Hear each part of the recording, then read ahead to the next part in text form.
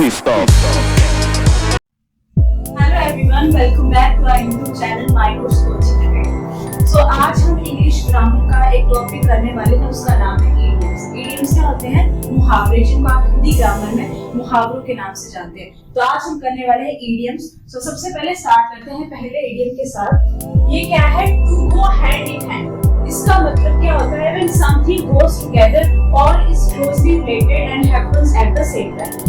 मतलब जब कोई चीज एक साथ जाती है और दूसरे एक दूसरे के साथ वो क्लोजली रिलेट करती है, ये रिलेटेड होती है और एक ही टाइप की होती है, तो उसके लिए हम किस इडियम का यूज करते हैं? To go hand in hand. इसके साथ में एग्जांपल भी दिया हुआ कि क्या यूज हो सकता है सेंटेंस में इसका, जैसे property and investment goes hand in hand. मतलब जो प्रॉपर्टी है और उसमें जब हम इन्वेस्टमेंट करते हैं तो वो एक साथ जाते हैं, तो इसके लिए हमने यूज किया to go hand in hand. उसके बाद नेक्स्ट इडियम है एवरी नूक एंड कॉर्नर। अब नूक और कॉर्नर का मतलब क्या होता है? एक स्पेसिफिक कोना, ये किसी कमरे में जैसे कोई कोना हो, ठीक है, अंत से अंत तक या एकांत कोना, ठीक है। तो इसका मतलब होगा in every possible corner of a place, किसी प्लेस के पॉसिबल कॉर्नर तक। इसका मतलब किसी जगह के हर संभव कोने में। तो इस इडियम को हम सेंटेंस में कैसे यूज करेंगे? I have search for my book in every nook and corner. मैंने अपनी बुक को हर एक कोने, हर एक नूक पे क्या किया? सर्च किया, ठीक है, ढूंढा।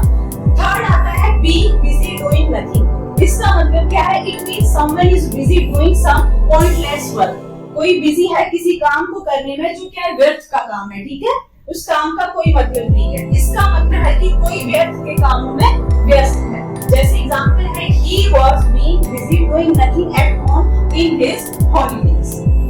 नेक्स्ट इडियम है चिकन हार्टेड। चिकन हार्टेड को इन्होंने किसके साथ रिलेट किया हुआ कि डरपोक है कोई या कायर है। तो इसका मतलब क्या होगा? when someone is too timid and quiet to do something। मतलब कोई पर्सन है किसी काम को करने के लिए कायर है या डरता है, ठीक है, डरपोक है, तो इसका यूज करिए हम चिकन हार्टेड वर्ड के साथ। जैसे एग्जांपल दिया है he couldn't show his report card to his father as he is chicken hearted। उसने अपने फादर को क्या अपना रिपोर्ट कार्ड नहीं दिखाया क्योंकि वो क्या है? चिकन हार्टेड है, क्या है? डरपोक है या कायर है।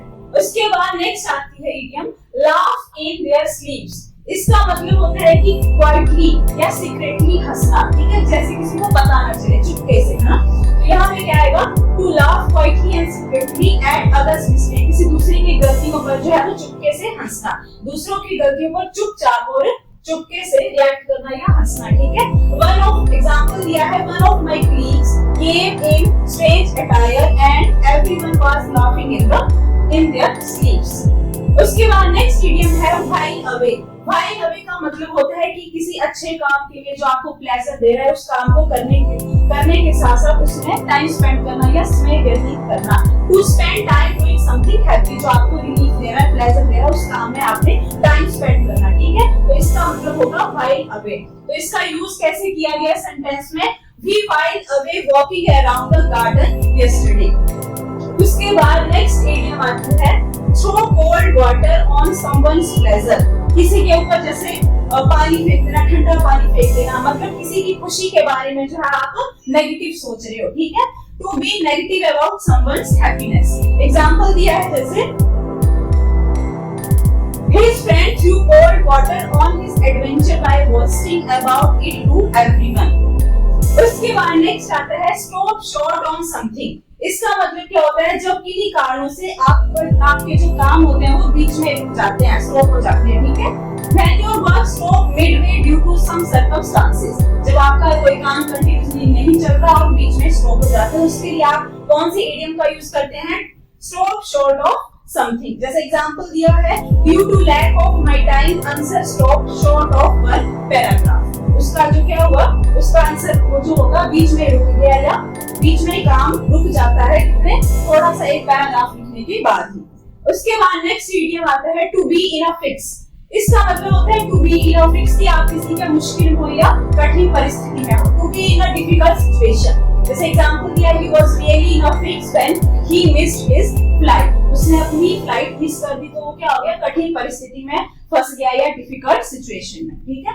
उसका नेक्स्ट आता है to build a castle in the air. Castle का मतलब होता है किला। किला अब कहाँ पे बना रहे किला हवा में किला बन नहीं सकता है, तो वो क्या है, आप क्या कर रहे हो, भविष्य के लिए अवास्तविक योजनाएं जो पॉसिबल नहीं है वो सोच रहे हो। तो इसका मतलब है unrealistic plans for the future, जो हो नहीं सकता वो सोच रहे हो आप, ठीक है। जैसे एग्जांपल दिया है, my friend was building a castle in the air of getting good marks in the exam without doing any hard work. उसका फ्रेंड क्या सोच रहा है, हवा में महल बना रहा है कि बिना पढ़े वो एग्जाम में अच्छे मार्क्स ले आएगा, जो कि पॉसिबल नहीं है बिना पढ़े, ठीक है।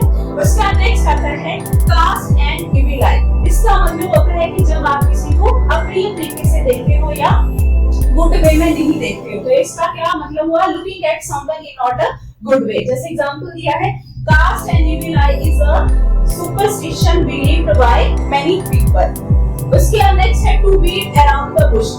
बीट अराउंड द बुश का मतलब क्या होता है, जैसे मान लो यहाँ पे झाड़ी है, ठीक है, बुश है झाड़ियां, और मैं उसके आसपास जो है वो पीट रही हूँ डंडे से, ठीक है, लेकिन मैं उस झाड़ियों पे नहीं आ रही, इसका मतलब होगा कि मैं क्या कर रही हूँ कि जो टॉपिक है उस पे नहीं आ रही हूँ, आसपास की जो भी इधर उधर की बातें वो बोले जा रही है। इसका मतलब है कि मुख्य मुद्दे पर आने की बजाय आप व्यर्थ की बातें कर रहे हो, ठीक है। तो please speak up about, example दिया है, please speak up about what is the matter with you instead of beating around the Bush. इधर उधर की बातें करने से अच्छा है कि आप जो पॉइंट है उस पे आओ, इसका मतलब ये है। उसके बाद नेक्स्ट आता है कास्ट ऑफ द इविल आई। पिछले उसमें हमने पढ़ा कि कास्ट एंड इविल आई, किसी को अप्रिय तरीके से देखना। अब आगे है कास्ट ऑफ, मतलब इसका मतलब होगा जब किसी मैं आपको बुरी नजर से छुटकारा दिलाने की ताकत हो। When someone has the power to get you rid of the evil eye। जैसे एग्जांपल दिया है, he possesses the power of cast of the evil eye। जब आपके पास पावर होती है किसी को बुरी नजर से छुटकारा दिलाने की, ठीक है। तो इसका मतलब इस इडियम का मतलब होता है cast of the evil eye. Next आता है words of a feather flock together.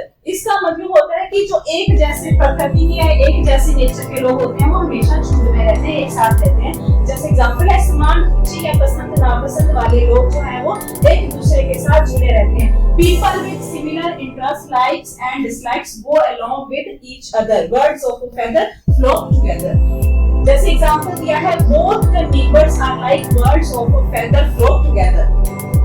Next आता है by and by. By and by का मतलब होता है कि कोई चीज जो है वो स्लो चल रही है, धीरे धीरे चल रही है, तो वो उतना ही टाइम लेती है, उतना ही टाइम कंज्यूमिंग होती है। तो इसका मतलब लिखा है यहाँ पे, when something happens slowly or takes a long time। कोई चीज है जो क्या कर रही है, टाइम ले रही है, तो धीरे धीरे चल रही है, तो ज्यादा टाइम कंज्यूमिंग होती है। जैसे एग्जांपल दिया है, by and by all your problems will find a solution. उसके बाद लास्ट आता है हमारे पास cover a lot of ground. मतलब लॉट ऑफ ग्राउंड यानी ज्यादा ग्राउंड को कवर करना। इस इडियम का कैसे रिलेट किया गया है कि आप किसी चीज के बारे में डिटेल में डिस्कस कर रहे हो, to discuss everything in detail.